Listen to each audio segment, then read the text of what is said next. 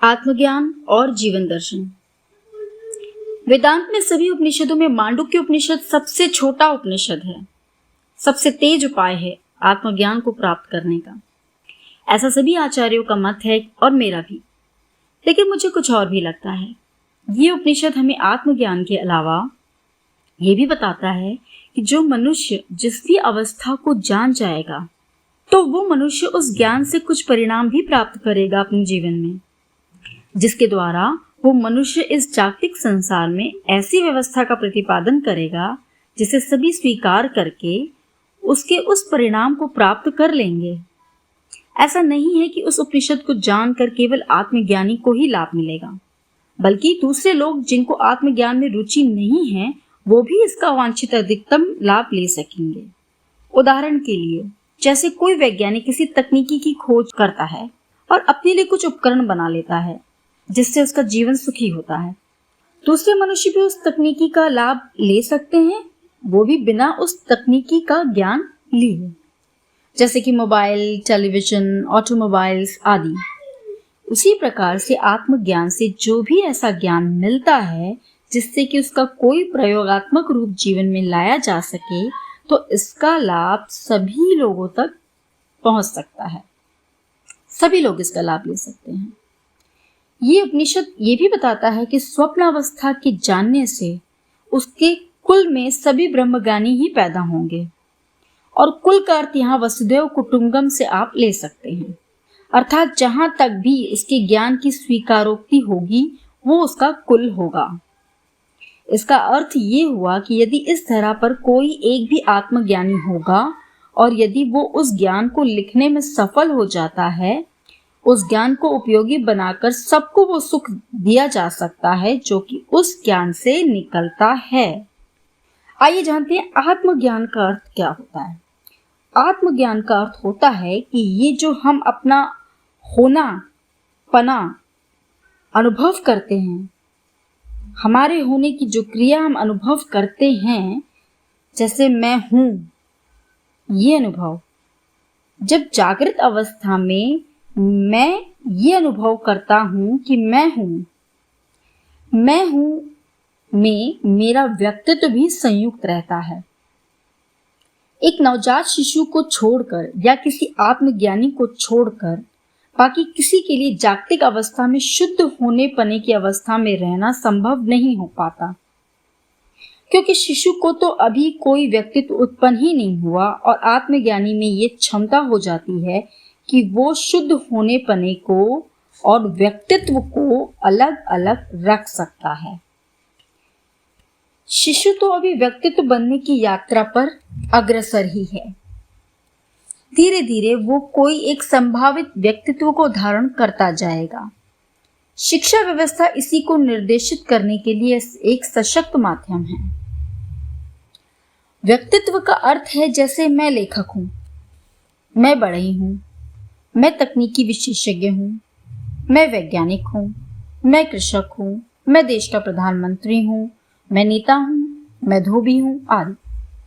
संबंधों में देखें तो कहीं मैं पिता हूं, कहीं मैं पुत्र हूं, कहीं मैं माता हूं आदि। इसी प्रकार विभिन्न प्रकार के व्यक्तित्व हो सकते हैं। जागतिक अवस्था में शुद्ध मैं के साथ ये सारी उपाधियां संयुक्त रहती हैं, जिसके आधार से हम अपने आप को इस संसार में व्यक्त करते हैं। बिना इन व्यक्तित्व के या बिना इन उपाधियों के हम अपने आप को अभिव्यक्त नहीं कर सकते, व्यवहारित नहीं कर सकते। वो संभव नहीं होगा। केवल होने मात्र से कुछ भी व्यवहारित नहीं होता। केवल आप हो, बस उतना ही पता चलता है।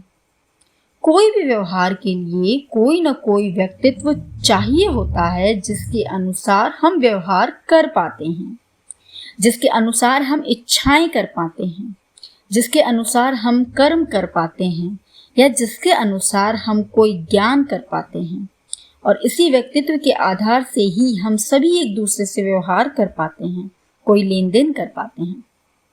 इस जागतिक अवस्था में व्यक्तित्व के कारण हम अपने शुद्ध मैं को स्पष्टता से अनुभव नहीं कर पाते हैं। शुद्ध मैं का हल्का सा अनुभव ही हो पाता है, वो भी यदि हम अपने शुद्ध मैं को अनुभव करने का प्रयास करते हैं तो। नहीं तो सामान्यतः केवल अपने व्यक्तित्व का और दूसरे के व्यक्तित्व का ही अनुभव होता रहता है, क्योंकि उसे तो हम सदैव ही व्यवहारित करते रहते हैं। हमें अपनी उपाधियां आवश्यकता अनुसार सदैव स्मरण रहती हैं। हम उस शुद्ध मैं को स्मरण नहीं रखते, क्योंकि वो अलग से अभिव्यक्त नहीं होता और उसकी कोई आवश्यकता भी नहीं है, क्योंकि अभिव्यक्ति तो केवल व्यक्तित्व की ही करनी होती है, इसीलिए तो उसे धारण किया जाता है। जीवन के सभी प्रकार के सुख इन उपाधियों के माध्यम से ही प्राप्त हो सकते हैं और होते हैं। जैसे नवजात शिशु कुछ भी अभिव्यक्त नहीं कर सकता, क्योंकि अभी उसके पास कोई उपाधि ही नहीं है अभिव्यक्त करने को। उसे केवल भूख, प्यास आदि प्राकृतिक अभिव्यक्तियां ही अभिव्यक्त हो पाती हैं, जो कि प्राकृतिक अभिव्यक्ति है, न कि कोई व्यक्तित्व की अभिव्यक्तियां। यदि हम किसी को अपने शुद्ध मैं का अनुभव करने या जानने की जिज्ञासा उत्पन्न होती है, तो वो स्वयं की और इस जानने के दृष्टिकोण से देखने का प्रयास करता है कि मैं वास्तव में कौन हूँ, क्योंकि इन उपाधियों के पहले भी मैं था ना। वो अपने आप से ही प्रश्न करता रहता है और साथ में अपना अवलोकन, अध्ययन करता रहता है। इसके लिए कुछ विधियां भी होती हैं जिनके प्रयोग से अपने आप को जानना सरल हो जाता है। मैं वो विधियां इस पुस्तक में लिखूंगा, परंतु उसके पहले हमें स्वयं को बौद्धिक स्तर पर समझना होगा। उसके बाद उन विधियों का प्रयोग कर हम अपने शुद्ध मैं का अनुभव भी कर सकते हैं। वो सरल ही है। इसी शुद्ध मैं के अनुभव को ही आत्मज्ञान कहा जाता है। इस आत्मज्ञान के बाद ये अनुभव में आ जाता है कि मैं ये नाम रूप उपाधियों से पहले वो हूँ जो कि इन नाम रूप उपाधियों को किसी उद्देश्य के लिए धारण करता है, और इसी प्रकार दूसरे जीव भी वही हैं जो कि मैं हूँ। किसी भी जीव के शुद्ध मैं में कोई अंतर नहीं होता, सबका मैं एक जैसा ही होता है।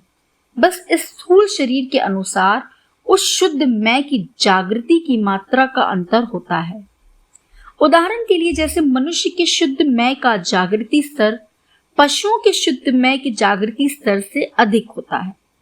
विभिन्न मनुष्यों को मैं का जागृति स्तर भी अलग अलग होता है, परंतु मैं का अनुभव सबको एक जैसा ही होता है। ये विभिन्न जागृति स्तर होने के भी प्रयोजन हैं। इसी विभिन्नता के कारण ही अनेकता का जन्म होता है। इसी विभिन्नता के कारण ही विभिन्न प्रकार की रुचियां उत्पन्न होती हैं, विभिन्न प्रकार के विषय उत्पन्न होते हैं, विभिन्न प्रकार के कर्म और ज्ञान उत्पन्न होते हैं, और कुल मिलाकर अनेकों सुख के साधन उत्पन्न हो पाते हैं। नहीं तो ये एक कभी अनेक होता ही नहीं। दूसरे शब्दों में ये कह सकते हैं कि ये विभिन्नता ही परिवर्तनशीलता है, अनेकता है। खोजने पर यह भी पता चल जाता है कि ये एक से अनेक होने की प्रक्रिया का उद्देश्य क्या है, ये प्रक्रिया किस प्रयोजन के अंतर्गत हो रही है। इसी से ही इस संसार के होने का उद्देश्य पता चल जाता है, और जैसे प्रयोजन ज्ञात हो जाता है वैसे ही हमें इस संसार की दिशा का ज्ञान हो जाता है, और उसी आधार से उसी दिशा के अनुसार हम सभी अपने जीवन की दिशा निश्चित कर सकते हैं। ये प्रयोजन या ये उद्देश्य ही कसौटी बन जाएगा हमारे सारे निर्णयों का, हमारी दिशा का। सही गलत का निश्चय करने में भी यही कसौटी हमें सहायता करेगी। प्राय लोग कहते रहते हैं कि आत्मज्ञान होने के बाद हमें कुछ और जानना या करना शेष नहीं रह जाता, परंतु मैंने पाया कि सुखी जीवन तो किसी ज्ञान के बाद ही प्रारंभ होता है। ज्ञान के पहले तो जीवन में दुख की संभावना अधिक रहती है, जबकि ज्ञान के बाद दुख की कोई संभावना नहीं रहती, केवल सुख ही परिणाम होता है। इस प्रकार से ज्ञान के बाद ही वो जीवन प्रारंभ होता है जो कि हम चाहते हैं। उदाहरण के लिए, जब तक अग्नि का ज्ञान नहीं हुआ था तो जीवन कितना अंधकारमय और भयंकर था। भोजन भी बिना पका हुआ खाया जाता था। ठंडे मौसम में कितना नरकीय जीवन होता होगा, बिना अग्नि की कल्पना की जा सकती है। और अग्नि के ज्ञान के बाद जैसे जीवन में एक आमूल चूल परिवर्तन हुआ। मनुष्य के जीवन में पका हुआ भोजन लेना प्रारंभ हुआ, रात्रि में प्रकाश करने लगा, खतरनाक जंगली जीवों से रक्षा भी कर पाया अपनी इस अग्नि के कारण। और अब तो अपना जीवन बिना अग्नि की कल्पना करने से भी भय लगता है।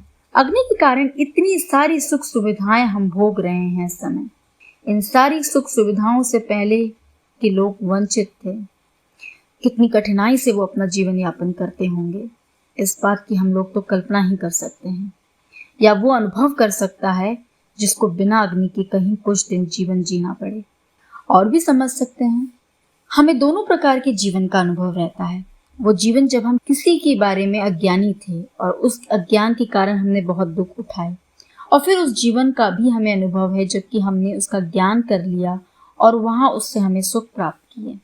जैसे आज बहुत सारे स्थानों पर बिजली पहुँच गई हैं, वहाँ के लोगों को दोनों प्रकार के जीवन का अनुभव होगा। उनसे हम जान सकते हैं कि बिजली आने के बाद उनका कितना जीवन सुखमय हो गया है पहले की तुलना में। ऐसे ही हम भी अपने जीवन में तुलना करके देख सकते हैं। हम भी पाएंगे कि कई अर्थों में पहले की तुलना में जीवन सुखी हुआ है। हाँ, ये भी है कि कुछ में स्थिति खराब भी हुई है, जिसे हम व्यवस्था की ज्ञान की कमी कह सकते हैं। जब सही व्यवस्था का ज्ञान भी हो जाएगा तो ये बची हुई समस्याएं भी उत्पन्न होना बंद हो जाएंगी। हमारा जीवन अधिकतर या पूर्णतया सुखी हो जाएगा, जो कि हम सब चाहते ही हैं। इसके लिए तो प्रत्येक मनुष्य परिश्रम करता रहता है। इसलिए कह सकते हैं कि ज्ञान के बाद तो सुखी जीवन का प्रारंभ है, ना कि जीवन का अंत। अज्ञान की अवस्था में तो करते कुछ है, होता कुछ है और परिणाम कुछ और ही आ जाता है। सब कुछ अनिश्चित जैसा होता है। परंतु ज्ञान के बाद हम अपनी इच्छा वाला जीवन भी जी पाते हैं, क्योंकि उसमें ज्ञान, कर्म और भोग सब निश्चित हो जाते हैं। हमें पता होता है कि हमें क्या करना है, कैसे करना है, उसका परिणाम क्या आएगा, आदि सब। हमें जो चाहिए होता है हम वो ही करते हैं और उतना ही करते हैं, ना कम और ना अधिक। आत्मज्ञान भी और दूसरों ज्ञानों की तरह ही एक ज्ञान है। जैसा ये आवश्यक नहीं है कि कोई एक मनुष्य सारे ज्ञानों को जानने की इच्छा करे, उसी प्रकार ये आत्मज्ञान भी कोई आवश्यक नहीं है कि सभी लोग करें। कोई भी ज्ञान, कर्म या भोग हमारी रुचि के अनुसार ही होता है और होना भी चाहिए। रुचि के विपरीत सब कुछ हमें दुख ही देता है और रुचि के अनुरूप हमें सुख ही मिलता है। तो ये जो कहा जाता है कि मनुष्य के जीवन का लक्ष्य आत्मज्ञान की प्राप्त करना है, ये सही नहीं है। हाँ, जिसकी इच्छा हो वो करे इसका ज्ञान, लेकिन जिसको आत्मज्ञान नहीं होगा तो क्या वो मनुष्य दुखी जीवन जिएगा? ये बात सही नहीं है। नहीं तो सारे बच्चे तो अज्ञानी ही होते हैं, परंतु वे तो दुखी नहीं रहते यदि उनके पास सभी सुख के साधन हो तो। हाँ, सुख के साधनों की कमी के कारण अवश्य दुखी दिखाई पड़ते हैं। सभी दूसरे उपयोगी ज्ञानों की तरह ही आत्मज्ञान का सामान्य ज्ञान विद्यालय में ही दे देना चाहिए। उसके बाद जिसको इसका अनुभव भी करना हो तो वो इसमें विशेष शिक्षा में जा सकता है, और बाद में यदि आध्यात्मिक विज्ञान में भी जाना चाहे तो वो उसका वैज्ञानिक भी बन सकता है। ये सारी व्यवस्था होनी चाहिए, बिल्कुल वैसे ही जैसे कि दूसरे किसी भी ज्ञान के लिए होती है। तो ये कोई आवश्यक नहीं कि सभी की रुचि आत्मज्ञान में हो। हाँ, सभी सुखी जीवन अवश्य चाहते हैं। तो ऐसी व्यवस्था होनी चाहिए जिसमें सभी अपनी रुचि के अनुसार अपना ज्ञान, कर्म और भोग को प्राप्त करते रह सकें। इस उपनिषद में आत्मा की 4 अवस्थाओं का वर्णन किया गया है: जागतिक, स्वप्न, सुषुप्ति और चौथी अवस्था को कोई विशेष नाम नहीं दिया गया है, उसे केवल चौथी है ऐसा कह दिया जाता है। प्रत्येक अवस्था के ज्ञान से ज्ञाता को कुछ परिणाम भी प्राप्त होते हैं, ऐसा बताया गया है। पहले हम इन चारों अवस्थाओं को सामान्य रूप से समझेंगे, उसके बाद इन्हीं अवस्थाओं को विस्तार से समझने का प्रयास करेंगे, और उसके बाद इन अवस्थाओं में प्रवेश करने के लिए मैं कुछ विधियों का भी वर्णन करूंगा, जिनका प्रयोग करके हम इन अवस्थाओं में सरलता से प्रवेश कर सकते हैं। इसको प्रारंभ करने से पहले एक बात और मैं आपसे कहना चाहता हूँ। हम सभी लोगों का ये अनुभव रहता है कि हमारे मन, बुद्धि अपने आप से भी कार्य करते रहते हैं, जबकि हम चाह रहे होते हैं कि ये शांत रहे।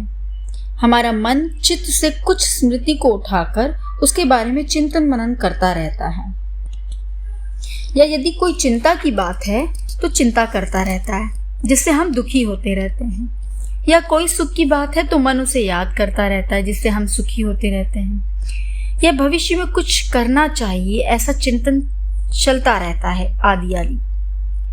और ये तब तक चलता रहता है जब तक कि कोई अंतिम निर्णय नहीं हो जाता उस बारे में।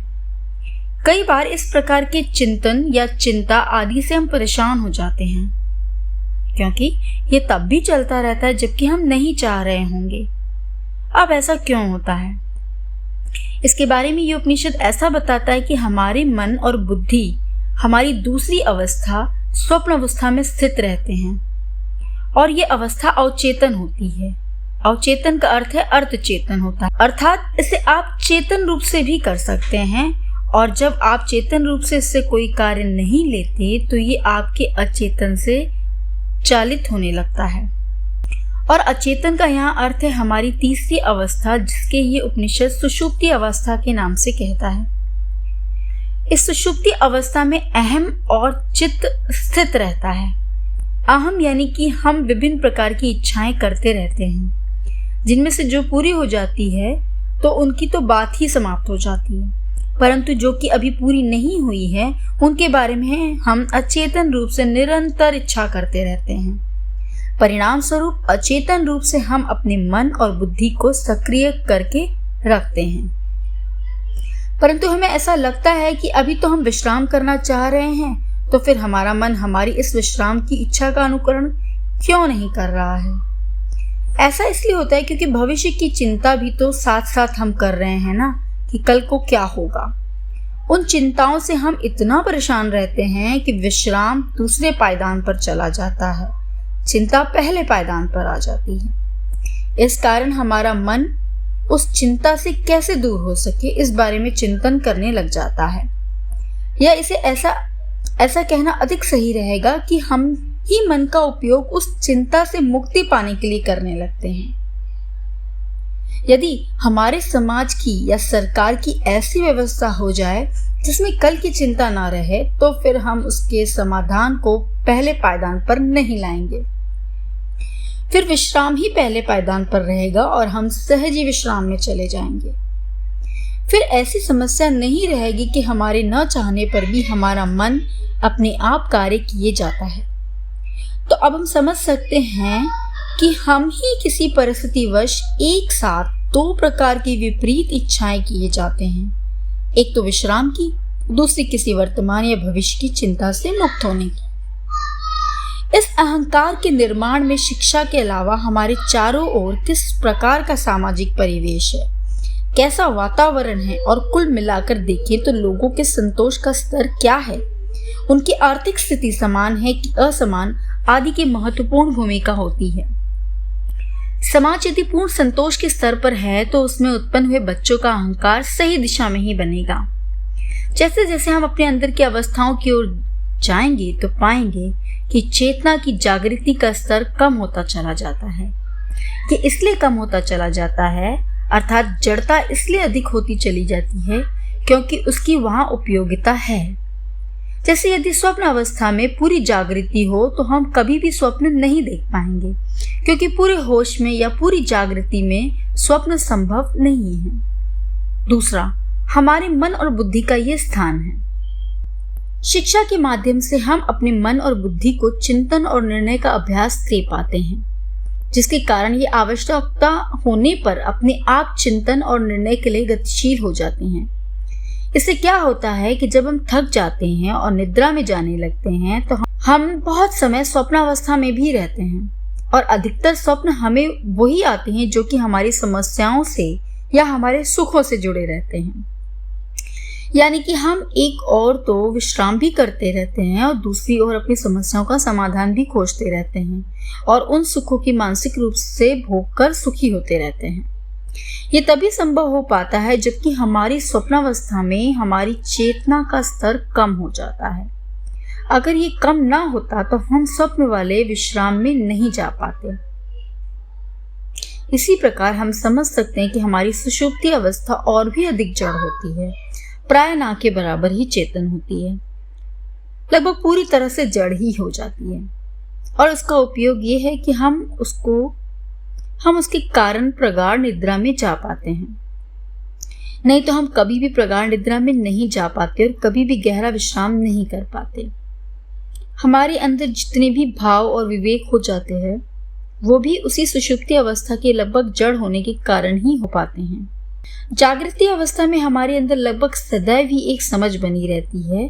वो इसी कारण रहती है कि जड़ता किसी भी बात को जोर से पकड़ सकती है। हम कोई व्यक्तित्व धारण कर पाते हैं इसी कारण से।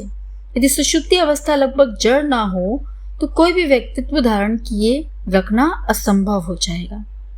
और जब कोई व्यक्तित्व ही धारण नहीं करेंगे तो हम अपने जीवन में किसी सुख को प्राप्त नहीं कर सकेंगे। और सुख तो दूर की बात है, हम जीव भाव में रह ही नहीं पाएंगे। ये सब समझना थोड़ा कठिन अवश्य है पर असंभव नहीं है। हम अपने चारों ओर यदि अवलोकन करें तो पाएंगे कि जड़ता होने के कारण ही प्रकृति को धारण किए रहा जा सकता है। लेकिन हमें एक प्रकार की चेतनता भी चाहिए, नहीं तो जो व्यक्तित्व हमने धारण किया है उसे इस संसार में अभिव्यक्त ही नहीं कर पाएंगे और बिना अभिव्यक्ति के कोई सुख नहीं भोग पाएंगे। इस प्रकार हम समझ सकते हैं कि हमें विभिन्न प्रकार की अवस्थाओं की आवश्यकता होती है। इसलिए आत्मा अपने आप को 4 अवस्थाओं में चेतनता के अलग स्तर पर अभिव्यक्त करती है, शून्य चेतनता से लेकर पूर्ण जागृति या चेतनता तक। अब ऐसा क्यों बनाया गया है कि हमारा व्यक्तित्व, इसको भी चाहे तो उदाहरण के तौर पे हम समझ सकते हैं, सारी कामनाओं की प्राप्ति के लिए जागृत अवस्था है जिसे चेतन अवस्था भी कहते हैं। फिर मन और बुद्धि का स्थान हमारी स्वप्न अवस्था है जो कि ज्ञान का स्थान है और इसे अवचेतन भी कहते हैं। अवचेतन माने चेतन अवस्था से बहुत कम चेतन, जिसके माध्यम से हम कोई चिंतन, निर्णय और कल्पना आदि कर पाते हैं कि जो इच्छा हमने की उसे कैसे पूर्ण करें। और फिर सुषुप्ति अवस्था जिसमें चित्त और अहम यानी कि हम स्थित रहते हैं, जहां से हम इच्छा करते हैं और वो इच्छा चित्त में ग्रहण करके रखे रहते हैं। यदि सुषुप्ति में उतनी जड़ता नहीं होगी तो वहां हम किसी भी इच्छा को देर तक बनाए नहीं रख सकेंगे। वहां भी परिवर्तन बहुत ही शीघ्रता से होता रहेगा। ऐसा होने से हमारे चित्त में कोई स्मृति अधिक समय नहीं रहेगी। परिणाम स्वरूप हमारे जीवन में कोई ठहराव नहीं रहेगा। हम किसी व्यक्तित्व को लंबे समय धारण नहीं कर सकेंगे, जिससे हम लोग आपस में सही से व्यवहारित नहीं कर पाएंगे और जीवन का उद्देश्य पूर्ण कर नहीं पाएंगे, अर्थात सुखी नहीं हो पाएंगे। और सोचो कि यदि हमारी वस्तुएं भी शीघ्रता से परिवर्तित हों तो कितनी समस्या हो जाएंगी। हमारा मोबाइल अगले दिन कुछ और ही हो जाएगा, हमारा घर अगले दिन कूड़े के ढेर में बदल जाए तो क्या होगा, बहुत परेशानी होगी। सभी स्थान भी शीघ्रता से परिवर्तित होते रहेंगे, जिसके कारण हम समझ भी नहीं पाएंगे कि हम कहाँ आए थे और अब कहाँ आ गए हैं। इसलिए हमें परिवर्तन भी चाहिए और स्थिरता भी चाहिए, दोनों ही चाहिए होते हैं। दोनों गुण एक साथ होकर ही कोई अर्थ बना पाते हैं। यदि केवल परिवर्तन ही हो तो भी कोई अर्थ नहीं उत्पन्न होगा, यदि केवल स्थिरता ही बनी रहे तो भी कोई अर्थ उत्पन्न नहीं होगा। ये संसार इसी प्रकार का बनाया गया है। सारी कामनाओं की प्राप्ति के लिए जागृत अवस्था को बनाया गया है, ज्ञान की प्रक्रिया के लिए स्वप्न अवस्था को बनाया गया है और उसमें जागृति का स्तर जागृत स्थान की तुलना में कम रखा गया है। इसी प्रकार सुषुप्ति स्थान को कामना करने के लिए एवं अहम के रहने के लिए बनाया गया है और सुषुप्ति में चेतना का स्तर बहुत ही कम रखा गया है, ताकि वहां जो इच्छा आप करो वो तब तक बनी रहे जब तक कि वो पूरी ना हो जाए अथवा आप उसमें कोई परिवर्तन ना कर दें। जो भी समझ जाएं तो वो समझ सदैव वहां बनी रहे, हमारी स्मृति बनी रहे आदि। इसके लिए आवश्यक है कि वहां चेतना का स्तर बहुत कम हो, नहीं तो ये सब वहां लंबे समय तक स्थिर नहीं रह सकेगी। हमें कोई आदत भी नहीं पड़ेगी, जिसके अभाव में हम कोई भी अभ्यास को अपने अंदर स्थिर नहीं कर सकेंगे और कई प्रकार के कार्य हम लोग करने में असमर्थ रहेंगे। जैसे कि हम कोई वाहन नहीं चला पाएंगे, कोई मशीन नहीं चला पाएंगे। अधिकतम सारे ऐसे कार्य में जिन्हें अभ्यास के बिना या आदत के बिना सही से नहीं किया जा सकता। यहाँ तक कि हम कोई भाषा भी नहीं सीख पाएंगे या बोल पाएंगे, क्योंकि इसके लिए भी कोई भाषा के अभ्यास या आदत की आवश्यकता होती है। हमारा जीवन लगभग असंभव होगा बिना अचेतन के या बिना सुषुप्ति के। हम किसी व्यक्तित्व को धारण किए नहीं रख सकेंगे। तो इन सभी बातों को हम समझ सकते हैं कि क्यों इन सभी प्रकार की अवस्थाओं का निर्माण किया गया है, जो कि पूर्ण अचेतन से पूर्ण चेतन की मात्रा का प्रयोग करके ये चारों अवस्थाओं का निर्माण किया गया है। एक पूर्ण सुखी जीवन के अस्तित्व के लिए इन सभी की आवश्यकता है। एक उदाहरण से ये बात और स्पष्ट हो सकेगी।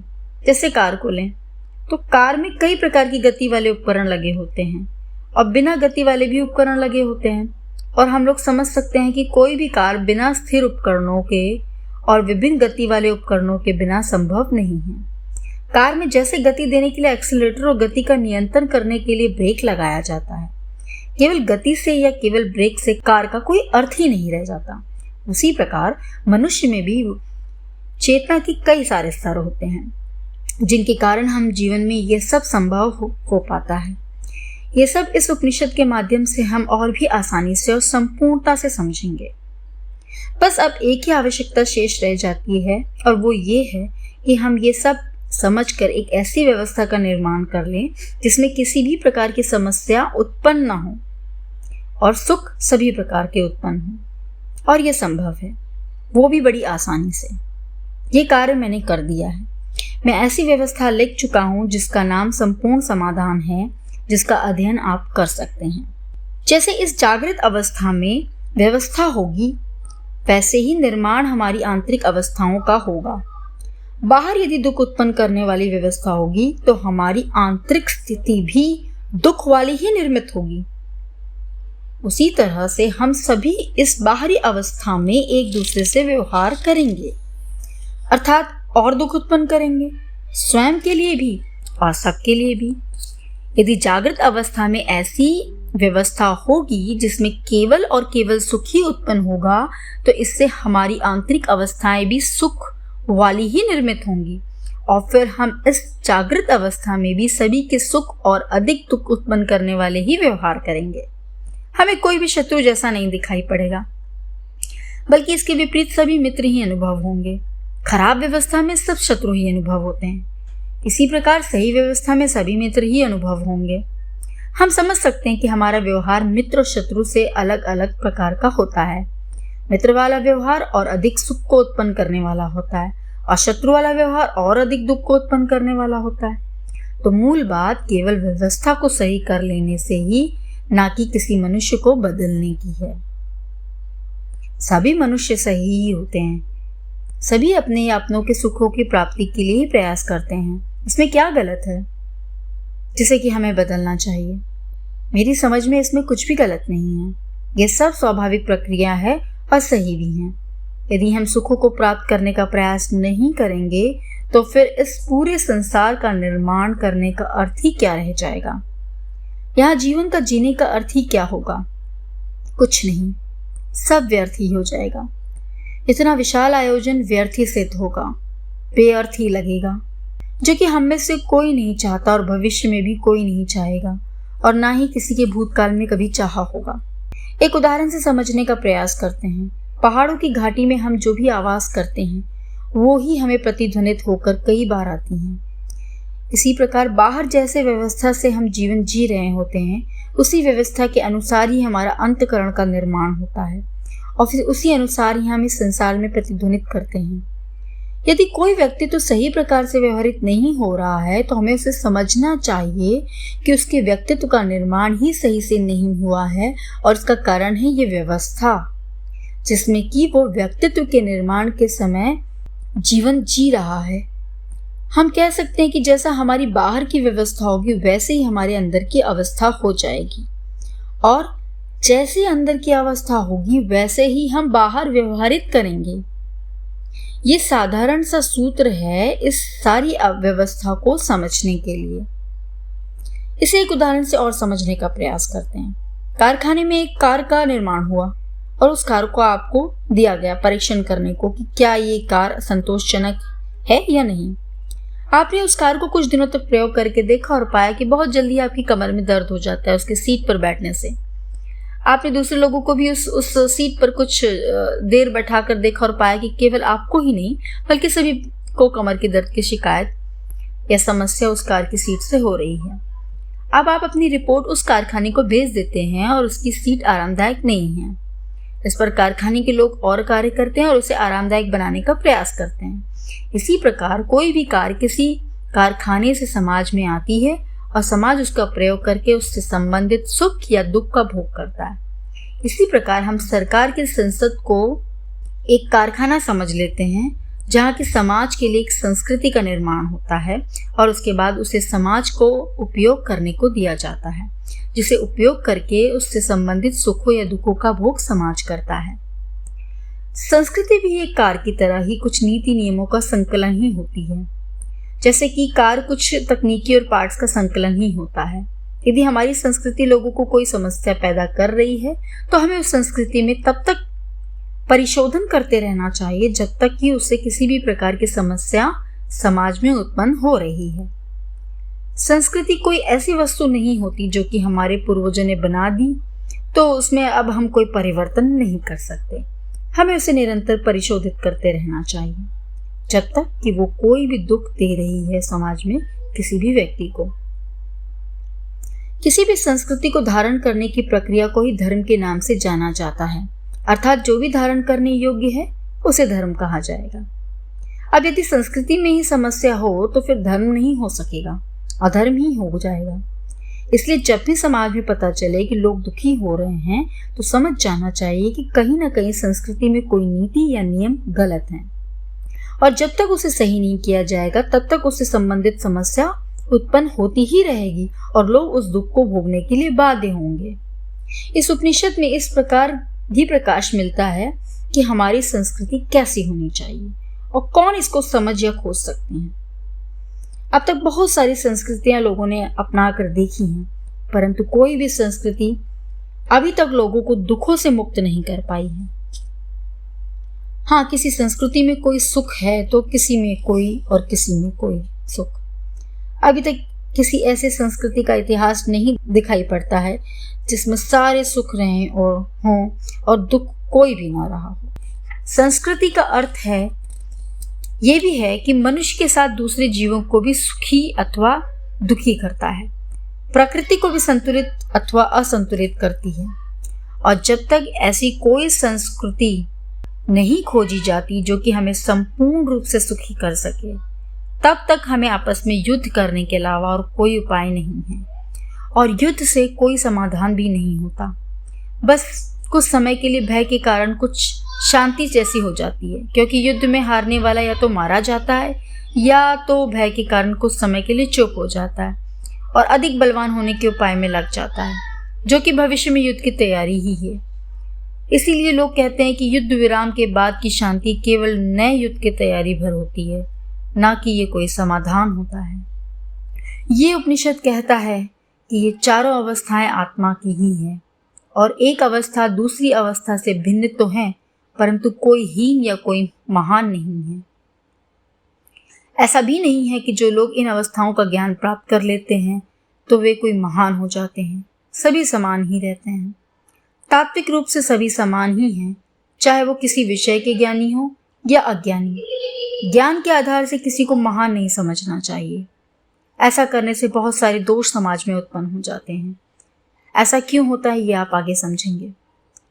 इस पुस्तक को लिखने का मेरा उद्देश्य ये है कि इन अवस्थाओं को जानकर कोई ऐसी अवस्था बनाई जा सके जिससे कि इस उपनिषद में बताए गए परिणाम समाज में सभी के लिए उत्पन्न किए जा सकें। और प्रसन्नता की बात यह है कि मैं इन अवस्थाओं का दार्शनिक स्तर का ज्ञान और विज्ञान को जानने में सफल हो गया हूँ और एक ऐसी व्यवस्था का निर्माण करने में सफल हो गया हूँ जिससे कि पूरी पृथ्वी को पूर्ण रूपेण सुखी बनाया जा सकता है। ये व्यवस्था मैंने लिख दी है। अब आवश्यकता है कि कुछ ऐसे साथियों की जो कि इसे समझ सकें और दूसरे लोगों को समझा सकें और जिन्हें आत्मज्ञान और आत्मविज्ञान में प्रवेश करना हो वो भी कर सकें और भविष्य के आध्यात्मिक वैज्ञानिक बन सकें। इस पुस्तक में ऐसी कई आसान विधियां भी बताने जा रहा हूँ जिनके माध्यम से कोई भी जिसे कि इस विषय में रुचि हो इन अवस्थाओं में प्रवेश कर सकेगा और वहां अपनी स्थिरता भी बना सकेगा। फिर वहां का ज्ञान विज्ञान अपनी रुचियों या आवश्यकता के अनुसार ज्ञात किया जा सकेगा और इसका उपयोग स्वयं के लिए और समाज के सुख के लिए किया जा सकेगा। इन सभी विधियों को मैंने स्वयं उपयोग किया है और इनके माध्यम से इन अवस्थाओं में प्रवेश किया है। आओ अब इस मांडुक्य उपनिषद पर आते हैं। पहले उपनिषद को सामान्य ढंग से समझेंगे, उसके बाद उसे विस्तार पूर्वक समझने का प्रयास करेंगे और फिर ध्यान की विधियों को समझकर अवस्थाओं में प्रवेश करने का प्रयास करेंगे। धन्यवाद।